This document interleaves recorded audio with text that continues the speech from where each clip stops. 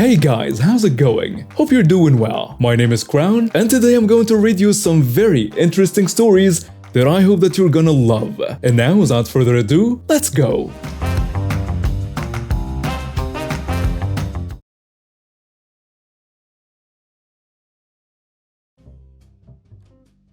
I, 16 female, am a high school student. I have a younger sister, 13 female, and brother, 13 male, who are students in middle school. For the past few months, I have been picking up my sister and brother from school. This works pretty well. It gives me time to bond with my siblings and helps my brother because he has sensory issues from autism and the bus is a bit much for him. He's never been bullied at school, but the sensory issues on his bus can be quite bad. Even on the minibus. He operates pretty okay in school and day-to-day life and is actually quite extroverted and popular. I was in school yesterday and got a text from my sister saying she needed to be picked up late due to getting detention and had detentions for the next several days. She didn't tell me why she got detention. I thought this was odd. Most of them have been in detention a few times in the past few months and always tell me why. It's usually something minor like talking in class or skipping class. Not okay, but nothing mean-spirited. I asked her why and she said she didn't want to talk about it. I then texted my brother to ask why she wouldn't tell me the reason and why she was being so weird about it. When he told me why, it made sense. There is this boy in their grade, Ryder, 13 male. I know Ryder because I go to the lacrosse games sometimes for middle school and Ryder is on the team. I also sometimes volunteer at the games for Honor Society credit. I've interacted with Ryder a few times and he seems like a nice dude. Ryder truly loves lacrosse and decided to buy stud earrings and lacrosse sticks. He's been posting about them on his Instagram story and was wearing them in school. My sister and her friends thought it would be hilarious to call him names for doing this and made fun of him. Ryder and his friends told the teacher what had happened, and when the teacher decided to discipline her, she only made it worse by defending her actions. I was disgusted to hear this. I texted my sister and told her she could take the late bus, as I wouldn't wait for her this time. She got mad at me, saying that she didn't want to go on the bus, especially because kids could make fun of her for being mean to him. Ryder is a very popular kid at her school, and she clearly hurt her social status by bullying him. I got a text from our mom a bit after texting my sister telling me I should pick up her and that she's already got in trouble from her mistakes. However, our dad texted me saying she needs to learn these are natural consequences of bullying and she can use the late bus. This is even weirder to me because my dad is a less strict parent usually. I didn't pick her up and my parents are telling me conflicting feelings on what I did. Today was her second day of detention and I didn't pick her up again. Am I in the wrong here? And now for some comments. You're not in the wrong. She has another way to get home. It's not like she's stranded at school, and your dad is right. She needs to learn that actions have consequences. You're not in the wrong. Firstly, your parents shouldn't be putting you in the middle like this. Not cool. Secondly, yeah, she did a bad thing, and she deserves consequences. Not like anyone is abandoning her here. You're not in the wrong for a lot of reasons. Why are you in the middle of what clearly is your parents' responsibility? If you enjoy picking up your siblings on time every day, fine. But your sister was a bully and needs to understand the consequences. Plus, it's not like she's going to be stranded at school. There is a bus. Your parents need to handle your sister's bullying ASAP. At that age, words can be detrimental. I got Pipples from a humane society when she was 2 months old. I love her with my whole heart. She is now 5 years old, soon to be 6. 14 months ago, I had to move to an apartment that didn't allow pets in the contract. I had no choice but to rehome Pipples and was heartbroken. But my grandma ended up taking her for me, so it wasn't so bad, because I could visit Pipples anytime. She was safe in a house, all indoor and well taken care of. 3 months ago, Grandma died, and of course that was hard enough, but on top of that, Pipples got grabbed without anyone consulting me and brought to my uncle and aunt's house to live. They put her outside with their other farm cats. I drove out on my day off to see her. and she was looking scared and bedraggled. But they insisted she was fine. I went home heartbroken and angry. Recently, I was able to move into a better apartment that's pet-friendly with a roommate. I asked if I could have Pebbles back, but my aunt said no. That my cousins, female 15 and female 18, have grown attached. But frankly, oh well. So I said fine, okay. Then last week, during work hours, I took off on my lunch break, drove to the farm while they were at work and school, found Pebbles, put her in my car and drove home to my new apartment. It took them 2 days to even figure she was gone. Then of course Aunt called me and asked if I had taken Pebbles.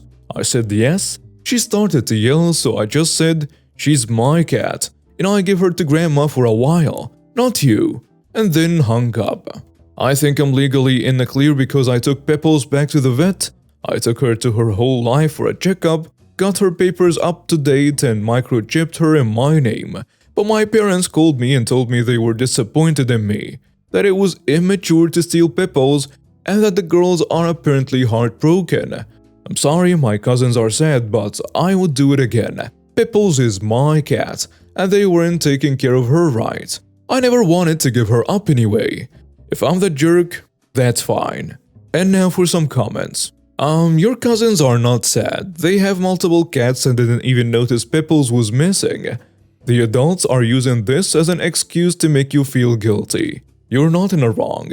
Pebbles is your cat and belongs with you. They weren't even taking good care of Pebbles. Why would you return your cat to people who stole it and didn't take proper care of it? You're not in the wrong. As you said, you temporarily gave her to Grandma, not them. They shouldn't have taken Pebbles to begin with. If the cousins are attached, that's too bad. It's been 3 months for God's sake. You and Pebbles are more attached to each other. Don't give her back to them. They can go get lost. You're not in the wrong. How attached can they be if it took them 2 days to notice? If anything, you're the jerk for not taking Pebbles home the first time you saw what kind of shape she was in. To the situation on hand. I have been with my fiancé for 7 years now and he proposed 4 weeks ago. I'm over the moon and booked an appointment to go wedding dress shopping for tomorrow afternoon. I decided to take my 2 best friends, my mom and my little brother, and no one else. I think they will be the most helpful and also encouraging. I will feel confident with them. As you can see, mother-in-law is not included and she is not happy about it. She called a few days ago to ask me if I wanted to go for coffee tomorrow, and because I wasn't home, my fiancé picked up and told her that I was booked that day and not available. She started to throw a fit right there and then. She called me several times, first asking nicely to tag along, then begging or demanding to come. The last time I told her no, she started crying and saying that I was excluding her and she couldn't be present. Comforting her did not help, so I gave up and ignored her. I mean, she's normally really nice and polite, but I just want the 4 people listed above there. No one else. We are, in my opinion, not that close that she's a vital presence there. So I'm asking myself, am I in the wrong here? And now for some comments. I mean, you're excluding her, but that's your right, so you're not in the wrong. To be fair, I don't think most brides consider their mother-in-law a vital presence at wedding dress shopping. They just allow them to come to play nice and keep the peace with someone who is going to be family. You don't seem interested in doing that, but neither does she with her over-the-top reaction. You're not in the wrong. I don't know where this thing with mother-in-laws going dress shopping came from, but it is 100% not a tradition and not expected or required. Picking the dress is supposed to be something the bride and her family/friends do. Too many cooks spoil the soup, and any more than 4 people to pick out a dress will just make things overwhelming anyway. If you're someone who wants to invite your mother-in-law, great. But if you aren't, great. You're not in the wrong. It's your wedding and your wedding dress shopping experience. You don't have to include everyone. It's pretty common to take the people you are closest with in your life to that appointment. And you aren't close with your mother-in-law. Seems like she likes to throw tantrums. Considering the last time you said no, she cried. Be prepared for this forever though. Marrying into this drama. I wholeheartedly hope your partner will support you in setting appropriate boundaries with her. I, 34 female, have been with my partner, 37 male, for 11 years. He has 2 brothers, and one, 35 male, is married to a woman, 34 female, that I have a really hard time getting along with. So does the rest of his family, from what I hear. In the last few times we have had a family dinner, she felt the need to criticize things I post on my newsfeed on Facebook. I have a humorous personality, whereas she is more conservative and uptight. So it seems posts or memes I share offend her.